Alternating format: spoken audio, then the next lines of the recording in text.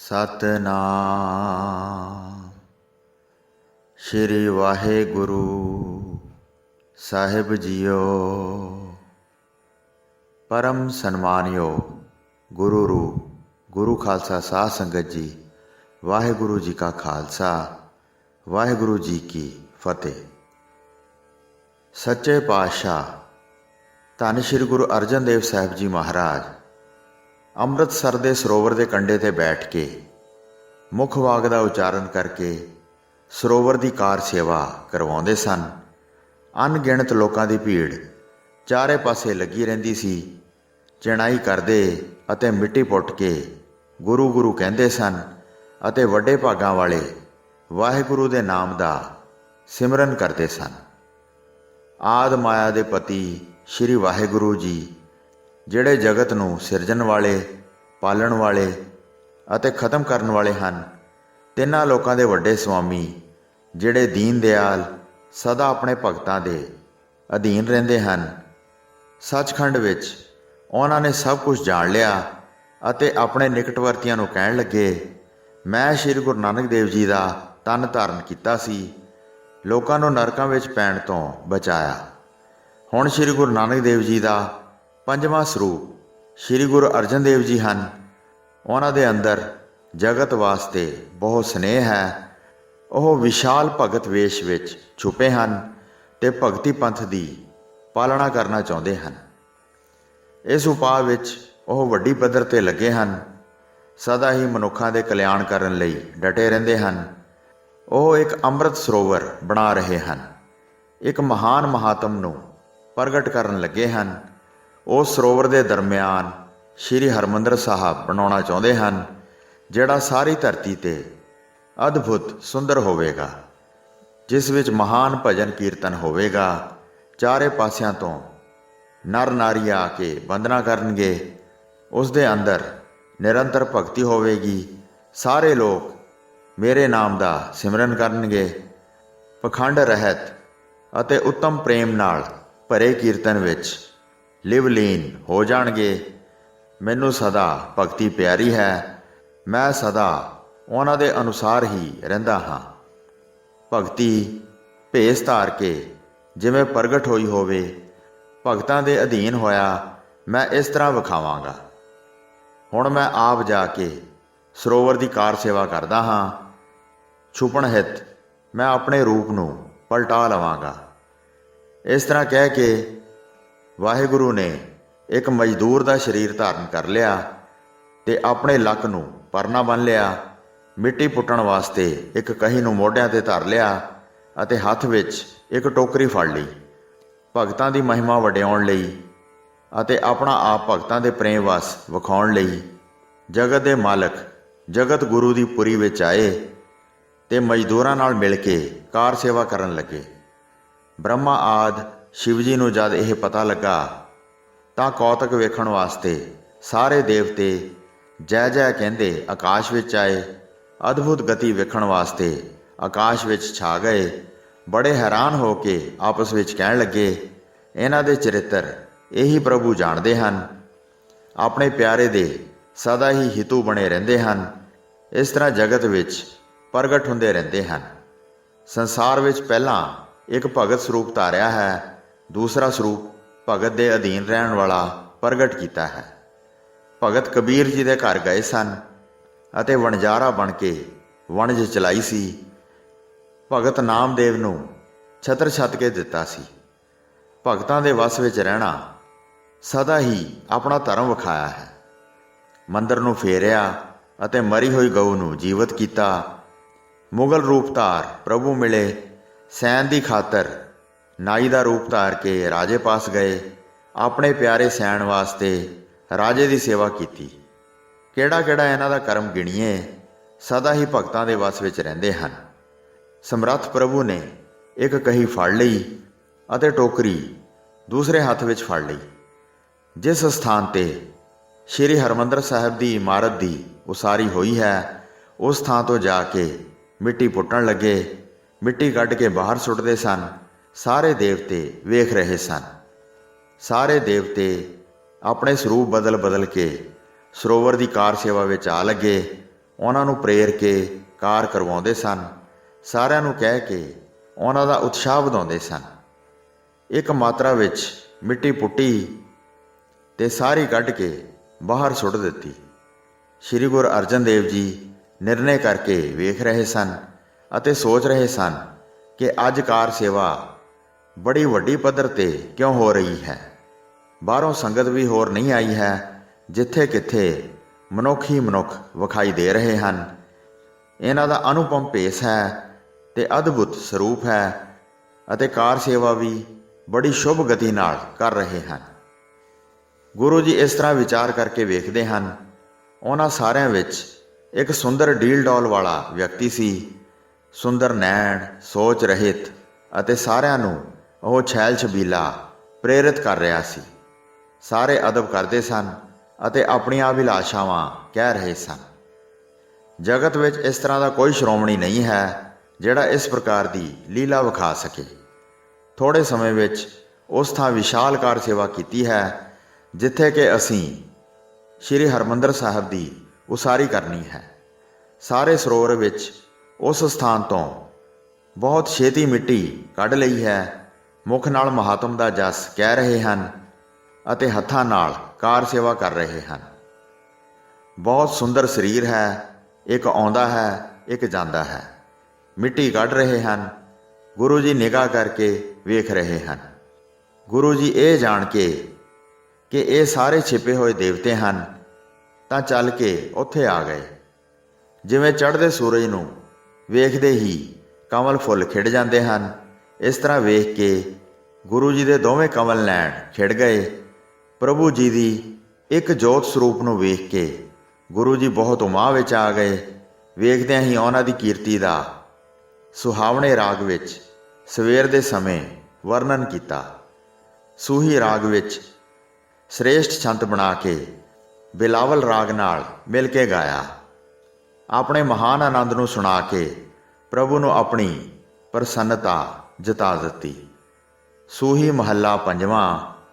ਸੰਤਾਂ ਕੇ ਕਾਰਜ ਆਪ ਖਲੋਇਆ, ਹਰ ਕੰਮ ਕਰਾਵਣ ਆਇਆ ਰਾਮ। ਧਰਤ ਸੁਹਾਵੀ ਤਾਲ ਸੁਹਾਵਾ, ਵਿੱਚ ਅੰਮ੍ਰਿਤ ਜਲ ਛਾਇਆ ਰਾਮ। ਅੰਮ੍ਰਿਤ ਜਲ ਛਾਇਆ ਪੂਰਨ ਸਾਜ ਕਰਾਇਆ, ਸਗਲ ਮਨੋਰਥ ਪੂਰੇ। ਜੈ ਜੈਕਾਰ ਭਇਆ ਜਗ ਅੰਤਰ, ਲਾਥੇ ਸਗਲ ਵਿਸੂਰੇ। ਪੂਰਨ ਪੁਰਖ ਅਚੁੱਤ ਅਬਿਨਾਸੀ, ਜਸ ਵੇਦ ਪੁਰਾਣੀ ਗਾਇਆ।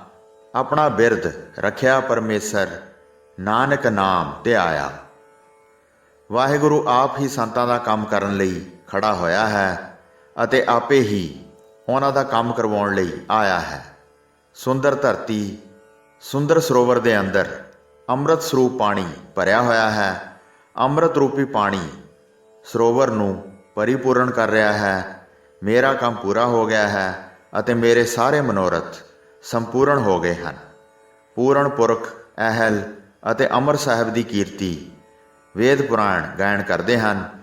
ਵਾਹਿਗੁਰੂ ਨੇ ਆਪਣੇ ਧਰਮ ਦੀ ਪਾਲਣਾ ਕੀਤੀ ਹੈ ਅਤੇ ਨਾਨਕ ਨੇ ਸਾਹਿਬ ਦਾ ਨਾਮ ਸਿਮਰਨ ਕੀਤਾ ਹੈ। ਕਰਤਾਰ ਨੇ ਮੈਨੂੰ 9 ਖਜ਼ਾਨੇ ਅਤੇ ਰਿੱਧੀਆਂ ਸਿੱਧੀਆਂ ਦਿੱਤੀਆਂ ਹਨ ਅਤੇ ਮੈਨੂੰ ਕਿਸੇ ਗੱਲ ਦੀ ਘਾਟ ਨਹੀਂ ਰਹੀ। ਖਾਂਦਿਆਂ, ਖਰਚ ਕਰਦਿਆਂ ਅਤੇ ਮੌਜਾਂ ਮਾਣਦਿਆਂ ਮੈਂ ਸੁੱਖ ਪ੍ਰਾਪਤ ਕੀਤਾ ਹੈ। ਕਰਤਾਰ ਦੀਆਂ ਬਖਸ਼ਿਸ਼ਾਂ ਸਦਾ ਹੀ ਵੱਧਦੀਆਂ ਜਾਂਦੀਆਂ ਹਨ। ਉਸ ਦੀਆਂ ਬਖਸ਼ਿਸ਼ਾਂ ਵੱਧਦੀਆਂ ਹੀ ਜਾਂਦੀਆਂ ਹਨ ਅਤੇ ਮੁੱਕਦੀਆਂ ਨਹੀਂ ਹਨ ਅਤੇ ਮੈਂ ਅੰਤਰਜਾਮੀ ਪ੍ਰਭੂ ਨੂੰ ਪਾ ਲਿਆ ਹੈ। ਕਰੋੜਾਂ ਹੀ ਔਕੜਾਂ ਸਨ, ਸਾਰੀਆਂ ਦੂਰ ਹੋ ਗਈਆਂ ਹਨ। ਕੋਈ ਵੀ ਦੁੱਖ ਮੇਰੇ ਨੇੜੇ ਨਹੀਂ ਆਉਂਦਾ। ਸ਼ਾਂਤੀ, ਅਡੋਲਤਾ ਅਤੇ ਬਹੁਤ ਆਨੰਦ ਮੈਨੂੰ ਪ੍ਰਾਪਤ ਹੋਇਆ ਹੈ ਅਤੇ ਮੇਰੀ ਸਾਰੀ ਭੁੱਖ ਮਿਟ ਗਈ ਹੈ। ਨਾਨਕ ਸੁਆਮੀ ਦੇ ਗੁਣ ਗਾਉਂਦਾ ਹੈ, ਜਿਸ ਦੀ ਵਡਿਆਈ ਅਸਚਰਜ ਹੈ। ਜਿਸ ਦਾ ਇਹ ਕੰਮ ਸੀ ਉਸਨੇ ਖੁਦ ਹੀ ਇਸ ਨੂੰ ਪੂਰਾ ਕੀਤਾ ਹੈ। ਮਨੁੱਖ ਵਿਚਾਰਾ ਕੀ ਕਰ ਸਕਦਾ ਹੈ। ਭਗਤ ਵਾਹਿਗੁਰੂ ਦੇ ਗੁਣ ਗਾਉਣ ਨਾਲ ਸਦਾ ਸੁੰਦਰ ਲੱਗਦੇ ਹਨ ਅਤੇ ਸਦਾ ਉਸ ਦੀ ਜੈ ਜੈਕਾਰ ਕਰਦੇ ਹਨ। ਜਿਸ ਨੇ ਸਰੋਵਰ ਬਣਾਉਣ ਦਾ ਉਪਰਾਲਾ ਕੀਤਾ ਹੈ ਉਸ ਦੀ ਉਸਤਤੀ ਇਸ ਤਰ੍ਹਾਂ ਕਿਸ ਤਰ੍ਹਾਂ ਗਿਣੀ ਜਾ ਸਕਦੀ ਹੈ। 68 ਤੀਰਥਾਂ, ਪੁੰਨ ਦਾਨਾਂ, ਚੰਗਿਆਂ ਕਰਮਾਂ ਅਤੇ ਪਵਿੱਤਰ ਅਮਲਾਂ ਦਾ ਮਹਾਤਮ ਇਸ ਸਰੋਵਰ ਵਿੱਚ ਇਸ਼ਨਾਨ ਕਰਨ ਅੰਦਰ ਹੈ। ਪਾਪੀਆਂ ਨੂੰ ਪਵਿੱਤਰ ਕਰਨਾ ਸਵਾਮੀ ਦਾ ਧਰਮ ਹੈ। ਨਾਨਕ ਦਾ ਆਧਾਰ ਕੇਵਲ ਸ਼ਬਦ ਹੈ। ਮੇਰਾ ਪ੍ਰਭੂ ਨੇਕੀਆਂ ਦਾ ਖਜ਼ਾਨਾ ਹੈ। ਹੇ ਪ੍ਰਭੂ, ਮੈਂ ਤੇਰੀਆਂ ਕਿਹੜੀਆਂ ਸਿਫਤਾਂ ਉਚਾਰਨ ਕਰਾਂ। ਹੇ ਪ੍ਰਭੂ, ਸੰਤਾਂ ਦੀ ਬੇਨਤੀ ਹੈ ਕਿ ਸਾਨੂੰ ਆਪਣੇ ਨਾਮ ਦਾ ਪਰਮ ਅੰਮ੍ਰਿਤ ਦਿਓ। ਸਾਨੂੰ ਆਪਣੇ ਨਾਮ ਦੀ ਦਾਤ ਬਖਸ਼ੋ ਤੇ ਸਾਥੋਂ ਇੱਕ ਖਿਣ ਲਈ ਵੀ ਨਾ ਵਿਸਰੋ। ਇਸ ਤਰ੍ਹਾਂ ਵਾਹਿਗੁਰੂ ਦੇ ਸਾਹਮਣੇ ਖੜੇ ਹੋ ਕੇ ਉਸ ਦੀਆਂ ਸਿਫਤਾਂ ਗਾਇਨ ਕਰਕੇ ਸੁਣਾਈਆਂ। ਇਸ ਤਰ੍ਹਾਂ ਦੋਵੇਂ ਪਾਸੀਂ ਪ੍ਰੇਮ ਵਧਿਆ ਅਤੇ ਆਨੰਦ ਨਾਲ ਨੇਤਰਾਂ ਵਿਖੇ ਜਲ ਆ ਗਿਆ। ਸ੍ਰੀ ਗੁਰੂ ਅਰਜਨ ਦੇਵ ਜੀ ਨੇ ਚੰਗੀ ਤਰ੍ਹਾਂ ਬੇਨਤੀਆਂ ਕਰਕੇ ਪ੍ਰਭੂ ਜੀ ਦੇ ਗੁਣਾਂ ਦੀ ਉਜਲ ਕੀਰਤੀ ਕੀਤੀ। ਨੇੜੇ ਹੋ ਕੇ ਆਪਣੇ ਦੋਵੇਂ ਹੱਥ ਪ੍ਰਭੂ ਜੀ ਦੇ ਚਰਨ ਕਮਲਾਂ ਨਾਲ ਪਰਸੇ। ਗੁਰੂ ਜੀ ਨੂੰ ਫੜ ਕੇ ਤਿੰਨਾਂ ਲੋਕਾਂ ਦੇ ਮਾਲਕ ਨੇ ਗਲ ਨਾਲ ਲਾ ਕੇ ਜੱਫੀ ਪਾਈ। ਪਰਮ ਪ੍ਰੇਮ ਨੇ ਬੇਸੁੱਧ ਕਰ ਦਿੱਤੇ। ਪ੍ਰਭੂ ਦਾ ਮੁਖੜਾ ਚੰਦ ਵਾਂਗ ਸ਼ੋਭਾ ਪਾ ਰਿਹਾ ਸੀ। ਫਿਰ ਪ੍ਰਭੂ ਨੇ ਅੰਮ੍ਰਿਤ ਵਰਗੇ ਬਚਨ ਕਹੇ, ਤੁਸੀਂ ਜਗਤ ਵਿੱਚ ਭਗਤੀ ਮਾਰਗ ਦਾ ਸ਼ੁਭ ਵਿਸਥਾਰ ਕੀਤਾ ਹੈ। ਸਰੋਵਰ ਦੀ ਰਚਨਾ ਕਰਕੇ ਪਰਮ ਉਪਕਾਰ ਕੀਤਾ ਹੈ, ਜਿਸ ਕਾਰਨ ਸਿੱਖੀ ਸਦਾ ਸਥਿਰ ਹੋ ਗਈ ਹੈ। ਇੱਥੇ ਮਨ ਨੀਵਾਂ ਕਰਕੇ ਕੀਰਤਨ ਦਾ ਗਾਇਨ ਹੋਵੇਗਾ। ਇਸ ਸਰੋਵਰ ਦੇ ਅੰਦਰ ਹੁਣ ਅੰਮ੍ਰਿਤ ਬਣਾਓ, ਜਿਸ ਦੀ ਸੁੰਦਰ ਰਚਨਾ ਕਰੋ। ਇਸ ਵਿੱਚ ਸੁੰਦਰ ਹੀਰੇ ਜਵਾਹਰਾਤ ਦੀ ਜੜਤ ਕਰੋ, ਜਿਸ ਦੀ ਸ਼ੋਭਾ ਪੂਰਨਮਾਸ਼ੀ ਦੇ ਚੰਦ ਵਾਂਗ ਹੋਵੇ। ਚਾਰੇ ਪਾਸੇ 4 ਦਰਵਾਜ਼ੇ ਲਾਓ। ਧੁਰ ਛੱਤ ਦਾ ਵਿਚਕਾਰਲਾ ਵੱਡਾ ਗੁੰਬਦ ਉੱਚਾ ਬਣਵਾਓ। ਪੱਛਮ ਵਾਲੇ ਪਾਸੇ ਪੁਲ ਬਣਾਓ ਅਤੇ ਤੀਰਥ ਦੇ ਨੇੜੇ ਪੌੜੀਆਂ ਬਣਾਓ।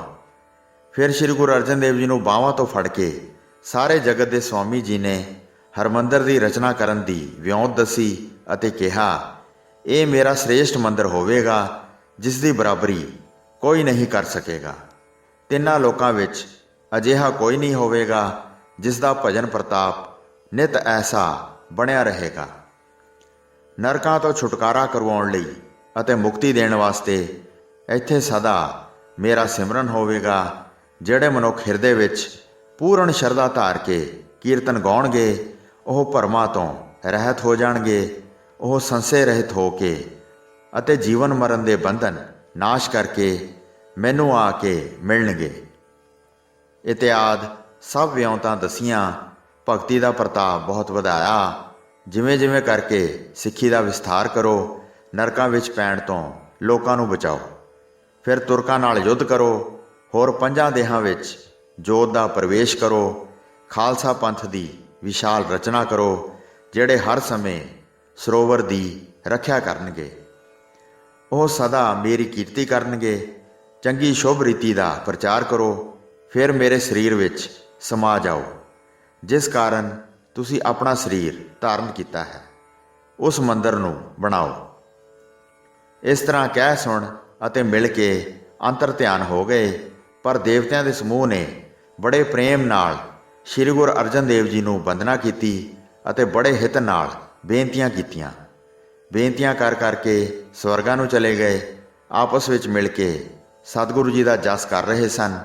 ਜਿਹੜੀ ਸੰਗਤ ਸਰੋਵਰ ਦੀ ਕਾਰ ਸੇਵਾ ਕਰ ਰਹੀ ਸੀ, ਉਹ ਵੇਖ ਵੇਖ ਕੇ ਬਹੁਤ ਹੈਰਾਨ ਹੋ ਕੇ ਵਿਚਾਰ ਕਰ ਰਹੀ ਸੀ, ਸ੍ਰੀ ਗੁਰੂ ਅਰਜਨ ਦੇਵ ਜੀ ਨਾਲ ਇਹ ਕੌਣ ਸਨ ਜੋ ਆਨੰਦ ਨਾਲ ਸੰਵਾਦ ਕਰ ਰਹੇ ਸਨ।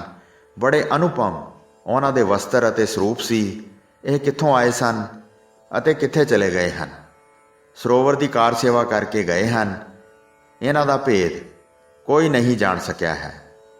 ਫਿਰ ਸ੍ਰੀ ਗੁਰੂ ਅਰਜਨ ਦੇਵ ਜੀ ਥੜੇ ਤੇ ਬਿਰਾਜ ਗਏ। ਕਹਿ ਕੇ ਸਰੋਵਰ ਦੀ ਕਾਰ ਸੇਵਾ ਕਰਵਾ ਰਹੇ ਸਨ। ਬੜੀ ਵੱਡੀ ਗਿਣਤੀ ਵਿੱਚ ਸਿੱਖਾਂ ਦੇ ਟੋਲੇ ਅਤੇ ਮਜ਼ਦੂਰ ਲੱਗੇ ਹੋਏ ਸਨ। ਕਈ ਕਾਰ ਸੇਵਾ ਕਰ ਰਹੇ ਸਨ ਤੇ ਕਈ ਗੁਰੂ ਜੀ ਦੀ ਹਜ਼ੂਰੀ ਵਿੱਚ ਖੜੇ ਸਨ। ਅਨੇਕ ਸੰਗਤ ਸੀ, ਕੋਈ ਆਉਂਦਾ ਸੀ ਤੇ ਕੋਈ ਜਾਂਦਾ ਸੀ। ਕਈ ਕਾਰ ਸੇਵਾ ਕਰਨ ਵਾਸਤੇ ਰਹਿ ਜਾਂਦੇ ਸਨ। ਸ਼੍ਰੀ ਅੰਮ੍ਰਿਤ ਸਰੋਵਰ ਦੇ ਚਾਰੇ ਪਾਸੇ ਸੁੰਦਰ ਪੌੜੀਆਂ ਬਣ ਗਈਆਂ। ਸ਼੍ਰੀ ਗੁਰੂ ਅਰਜਨ ਦੇਵ ਜੀ ਸਰੋਵਰ ਦੇ ਮਹਾਨ ਮਹਾਤਮ ਬਾਰੇ ਦੱਸਦੇ ਹਨ।